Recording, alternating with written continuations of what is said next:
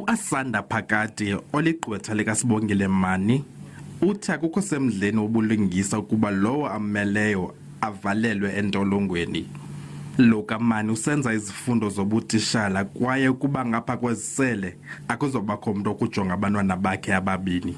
Igqwetha lakhe likwathe usapho lwakhe lixhomekeke kuye ekuziseni into esiwa phantsi kwempumlo.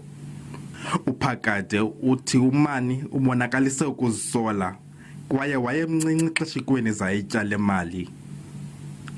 Kodwa umbuso ufuna uMani ayobhadla ngapha kwezisele. Students, for deterrence, students must know if they try their luck, so to speak, on credit cards using the university's money, the courts will come down very harshly. Umbuso ukwaxelele lenkundla ukuba ngabafundi abayi-48 abenoxhamla kule mali ichithwe nguMani. Abongile Yankisi kwiindaba ze-SABC eMonti.